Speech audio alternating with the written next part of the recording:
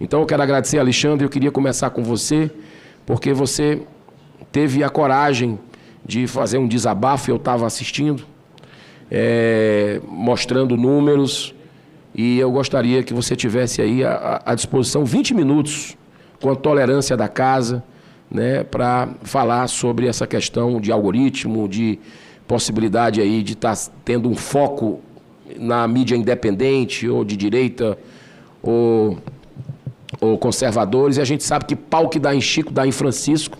Nós estamos aqui para defender a democracia de todos. Se fossem canais voltados à esquerda, eu estaria aqui tomando essa medida, porque a liberdade de expressão é algo muito saudável, é o ser humano integral, né? E a gente fica preocupado com alguns dizendo que o Brasil ainda tem democracia e vendo isso. Então, chamamos as plataformas, eu li há pouco antes de você chegar, algumas simplesmente disseram, não vamos aceitar, não iremos, só isso, uma frase. Outras disseram que estavam com a agenda apertada, mas em outros momentos nós vamos insistir. Mas as plataformas, as big techs, se negaram a estar aqui hoje, mas nós vamos ouvir talvez, pessoas que estão sendo vítimas disso tudo, comunicadores e a imprensa. Alexandre Petroli, muito obrigado pela sua presença, você tem 20 minutos com a tolerância da casa. Senador, muito obrigado. Em nome do senhor, Eduardo Girão, agradeço por demais o convite, é uma honra também estar ao lado de um mestre como Alexandre Garcia e certamente podendo levar o que nós estamos vivendo e sofrendo já há algum tempo para todo o Brasil.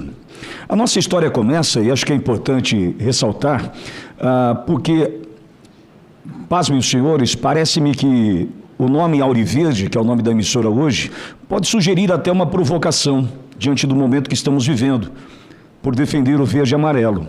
Mas foi uma graciosa coincidência, porque a rádio leva esse nome, Auriverde, porque foi inaugurada no dia 7 de setembro de 1956. O CNPJ Rádio Auriverde de Bauru Limitada, e esse é o nome, esse nome vem em função da data da sua inauguração. E por uma feliz coincidência, depois de que fomos expulsos, e essa é a palavra, da Rede Jovem Pan, no último dia 23 de outubro de 2023, nós voltamos com o nome Auriverde. Estivemos afiliados à Rede Jovem Pan por praticamente 7 anos, desde 2017, e chegamos ao momento bastante especial da nossa jornada, quando, no dia 22 de abril de 2022, o canal da Jovem Pan News Bauru tinha 33.287 inscritos naquele momento. Era uma sexta-feira, senador, ponte de feriado de 21 de abril, e no dia anterior, por volta das 6 da tarde, o presidente Bolsonaro havia concedido a graça ao deputado Daniel Silveira. Na ponte do feriado, 22 de abril de 2022, as pautas locais, porque nós tratávamos das questões locais e regionais, por ser uma afiliada da Rede Jovem Pan, por ser uma ponte de feriado, as pautas foram caindo. As pautas locais, o vereador que viajou, o secretário que não poderia mais falar, eu acabei me prendendo na pauta nacional, na pauta Daniel Silveira e graça do presidente Bolsonaro, quando de repente fui informado pela minha produção que nós estávamos naquele momento, embora com os 33 mil inscritos do canal, com mais de 3 vezes a média da audiência para aquele horário. E entendi, então, que naquele dia o assunto era aquele. E por mais uma vez, feliz coincidência, tratamos desse assunto e convidei pessoas, deputados naquele momento, jornalistas, para discutir esse assunto da graça do presidente Bolsonaro. E então o canal não parou mais de crescer. Isso foi dia 22 de abril de 2022. Chegamos hoje, senador, à marca de 1.858.000 inscritos em nosso canal. Ou seja, 2 anos e 4 meses depois, nós saímos de 33 mil para quase 2 milhões de inscritos em nosso canal. Naquele momento, ainda afiliado à Rede Jovem Pan, nós tivemos que fazer uma manobra na programação para cumprimento do contrato, fazendo com que a programação local e regional fosse cumprida através do rádio, da concessão pública, em 97,5 para a região de Bauru. Entretanto, no YouTube, já que aquela conversa, aquela maneira de comunicar havia emplacado, decidimos então fazer uma comunicação, uma programação paralela. Então Bauru seguiu com o rádio, Bauru e região com o rádio, e o YouTube seguiu tratando das questões nacionais. Entretanto, nós estávamos ainda atrelados a uma rede que naquele momento tinha nitidamente um posicionamento, e a partir do pleito de 2022, e em função da publicação da matéria da Folha de São Paulo, de anteontem, e de todos os desdobramentos, nós passamos a entender de fato o que aconteceu ali, com tudo o que aconteceu na Jovem Pan, e Alexandre Garcia é vítima daquele momento, dentre outros, como Augusto Nunes, Guilherme Fiuza, Rodrigo Constantino, Paulo Figueiredo, todos esses que passaram por um momento onde a Jovem Pan decidiu, foi uma decisão da Jovem Pan, entregar esses profissionais numa espécie de acordo, que, ao meu ver, fazendo parte da rede como eu fiz, sendo a principal emissora afiliada da rede, embora no mercado de 400 mil habitantes, a Jovem Pan News Bauru estava à frente de todas as demais afiliadas em número de inscritos e audiência, nós também sofremos com isso. Em algum momento, aquela foice que acabou fazendo com que muitos profissionais que fizeram a Jovem Pan, naquele momento, chegaram onde chegou, a mesma foice nos atingiu. Fui pressionado, muito pressionado, por conta do conteúdo que nós estávamos levando para o ar, em especial durante o pleito, durante a eleição de 2022, e fomos alertados, em especial na primeira semana de janeiro, isso aconteceu no dia 5 de janeiro, antecedendo o 8 de janeiro, eu fui a São Paulo, fui a uma reunião na diretoria da Jovem Pan, e fui alertado ali, dentre outras coisas, que eu seria preso. Essa foi a ameaça que recebi ali, dizendo, e quem me disse sabe o que disse, que eu seria preso. Desde então, Alexandre, foram 2 meses infernais, entretanto, sem possibilidade de retroceder na programação da rádio. Pela seriedade, pela forma como nós decidimos conduzir o trabalho. Não era ali que nós iríamos ceder a uma pressão. Entretanto, confesso que foi o momento mais difícil da nossa jornada. Só que, antecedendo esse 5 de janeiro, nós, talvez em função do tamanho da emissora, encontrando no YouTube a sua principal fonte pagadora, no dia 23 de novembro de 2022, senador, sem nenhum prévio aviso, sem nenhum aviso que em instantes, em alguns dias, em algumas semanas, seríamos desmonetizados, recebemos um e-mail, simplesmente um e-mail, dizendo por parte do YouTube que nós havíamos desrespeitado a política de privacidade da comunidade, termos realmente difíceis de compreender, e naquele momento fomos, então, a exemplo do que aconteceu com a própria Jovem Pan, por estarmos no guarda-chuva da Jovem Pan, no que eles chamam de Panflix, nós fomos cortados também da monetização. Só para o senhor ter uma ideia, senador, naquele momento, a monetização significava mais do que o dobro do faturamento da própria rádio. Significava investimento, significava melhoria das condições de trabalho, do salário dos profissionais, significava também a expansão das nossas atividades. E nós não estávamos fazendo nada diferente do que simplesmente trabalhar, como a gente sempre fez. Nada diferente do que simplesmente apresentar o nosso programa, que é das 8 ao meio-dia, balizado, inclusive, por uma orientação da própria rede, em notícias publicadas em outros portais, para assegurar que nós não estávamos levando até a programação qualquer possibilidade de fake news. Só para o senhor entender, senador, como isso se dá. Nós temos um jornalista, hoje quem faz esse trabalho é o João Vitor Teófilo, ele procura em portais reconhecidos, G1, UOL, Folha, própria Jovem Pan, Oeste, Gazeta do Povo. Ele busca as notícias ali e o que nós temos na sequência é o nosso comentário, é simplesmente a nossa opinião. Justamente para que a gente não gere notícia e então naquele momento pudéssemos ser acusados de propagadores de fake news. Isso se dá até hoje, senador, até para que tenha um resguardo, um respaldo e que nós então evitemos qualquer risco junto à plataforma. Só que aquela desmonetização do dia 23 de novembro de 2022 seguiu até fevereiro deste ano. Nós ficamos 16 meses sem um centavo por parte da plataforma, oferecendo tudo o que oferecíamos antes do ponto de vista da geração de conteúdo ao vivo, e sobrevivemos naquele momento, porque nós não temos a mesma estrutura de gigantes como a própria Oeste, com mais de 100 funcionários a Oeste, consegue gerar conteúdo de qualidade diariamente. A Auriverde tem 12 funcionários. Nós somos 12. O que nós fazemos hoje, nós fazemos a partir de 12 funcionários, incluindo a dona Adelaide do café, a Roberta da administração, todos, somos 12. Então, senador, imagine o impacto nas nossas vidas, né, do ponto de vista de perder aquele rendimento, de perder a monetização que vinha honestamente a partir do nosso trabalho. Nós vivemos 16 meses à base de doação da audiência. Nós vivemos 16 meses por não ter nenhuma outra fonte para substituir o YouTube, pedindo Pix para que a audiência sustentasse os nossos trabalhos e prestando conta daquilo que a gente fazia a partir da doação da nossa audiência. Em fevereiro próximo passado, já expulsos da Jovem Pan, a expulsão aconteceu no dia 23 de outubro do ano passado, 23 de outubro de 2023, e se deu a expulsão a partir de um aviso que recebi às 18h40 daquele 23 de outubro, uma segunda-feira, às 18h40, dizendo que eu havia rompido a ordem constitucional numa fala.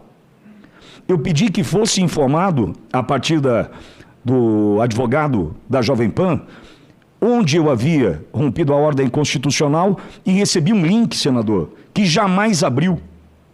Eu pedi onde está o trecho que eu rompi a ordem constitucional. Eu recebi um trecho onde jamais se abriu aquele arquivo, jamais se abriu aquele trecho, onde eles diziam que por conta daquele motivo aconteceria um distrato, e então expulso da rede Jovem Pan. Senador, eu fui desligado da rede, perdemos o sinal da rede em 1h30. Às 8h10 da noite, a Jovem Pan cruelmente desligou o sinal da Jovem Pan News Bauru, em 1h40. Tem um detalhe, existe um protocolo, uma determinação da Anatel, dizendo que se a emissora ficar fora do ar por um determinado momento, a emissora poderia perder a sua concessão pública, se ficar fora do ar. Viramos a madrugada e às 8 da manhã do dia seguinte, voltamos com a Rádio Auriverde de Bauru Limitada. Caí para cima, ou caímos para cima. A rádio não parou mais de crescer. Nesse pacote chega, dentre eles, o mestre Alexandre Garcia, Constantino, Cristina Grêmio, a revista Oeste nos apoiando, todos, né, todos unidos no momento, porque eu expus o que de fato aconteceu. Houve um descolamento ideológico do que a Jovem Pan pretendia com a sua programação, e nós seguimos adiante.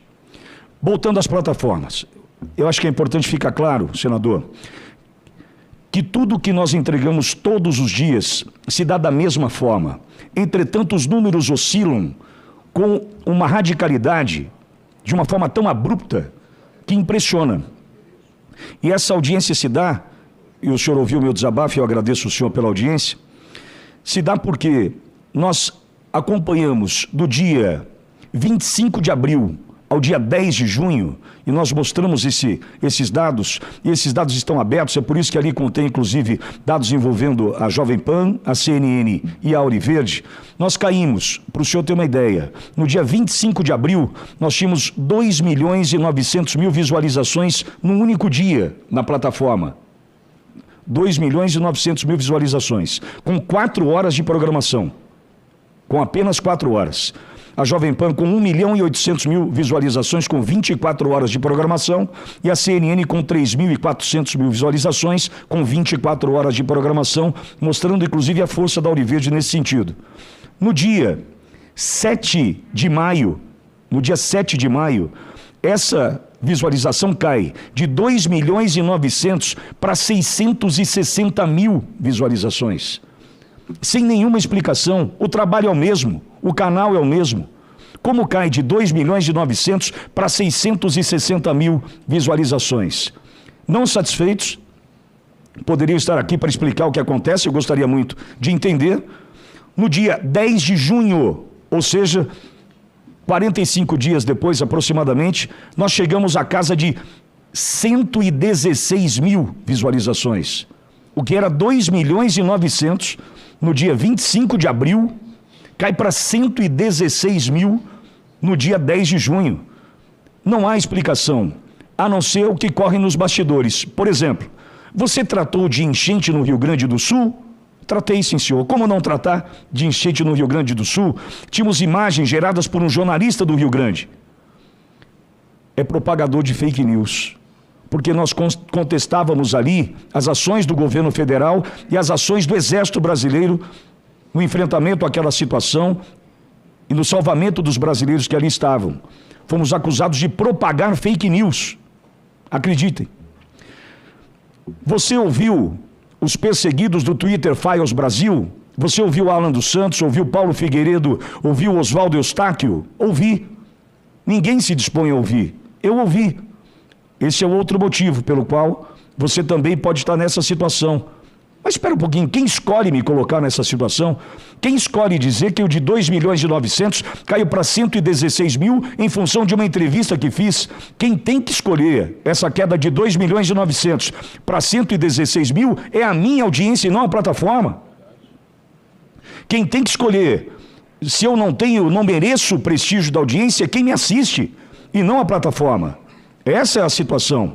E aí o mais grave, eu fui informado que em função de uma notícia tratada por todos os portais, inclusive nessa condição de ler a notícia e trazer o comentário na sequência, nós buscamos como fonte a CNN Brasil a informação sobre a vacina de Covid-19 produzida pela AstraZeneca. Nós trouxemos a informação que o próprio laboratório havia suspendido o uso do inoculante em países como a Inglaterra, o Reino Unido, já sofrendo com as consequências daquele inoculante. Eu simplesmente trouxe a notícia. E em função da notícia que nós trouxemos, nós também perdemos, segundo eles, essa quantidade de audiência. Agora, eu queria, e volto a esse ponto, quem tem que decidir é a audiência. Quem tem que decidir se não vai me assistir mais é quem me assiste e não a plataforma que tem que entregar o conteúdo. Não é a plataforma que tem que decidir. Entretanto, senador, eu gostaria muito de tê-los aqui, só que eles sabem que esse enfrentamento traria a verdade. E qual é a verdade que nós buscamos? Nós somos monetizados por uma métrica que não fecha. Eu desafio qualquer um a encontrar qual é o resultado dessa equação, como a gente chega ao resultado da equação. Visualização, like, compartilhamento, inscrição, tempo de exposição, tempo de exibição. Eu desafio qualquer um a me dizer como eu chego a um resultado final lá na ponta. Quanto custa ou quanto recebo monetizado por X minutos no YouTube, por X inscritos, por X likes? Ninguém sabe dizer. Essa conta cabe à plataforma. E aceite se quiser. Aceite se quiser. Só que, qual é o ponto, senador? Isso me intriga. E é aí que eu gostaria muito de ouvir as plataformas que simplesmente não aceitaram estar aqui. Será que, de fato, o meu conteúdo hoje não é entregue? Ou é, mais uma vez, o caminho que encontraram para sufocar financeiramente o nosso canal? A exemplo de outros. Será que, mais uma vez, quem sai de 2.900.000 visualizações no dia 25 de abril e chega a 116 mil no dia 10 de junho, nós somos remunerados a partir desse dado? Eles encontram um caminho para dizer, olha, 116 mil visualizações dá igual a tantos reais no final do mês. Você pode imaginar como uma empresa sobrevive com uma queda do faturamento desse montante, dessa magnitude? E é assim que a plataforma tem tratado esses conteúdos de direita. Nós temos, inclusive, outros dados que estão à disposição, até enviei para a assessoria do senhor, senador. Por exemplo, nós tínhamos no dia 22, no mês de dezembro de 22, nós tínhamos 49 milhões de visualizações num determinado momento, num recorte de data. No mesmo mês, dezembro de 23, 9 milhões. 9 milhões, o que justifica a queda de 40 milhões de visualizações. Sendo que o canal cresce em número de inscritos, o conteúdo é gerado da mesma forma, com a mesma velocidade, com o mesmo compromisso, com a mesma frequência. Então nós nos assustamos e trouxemos para o ar.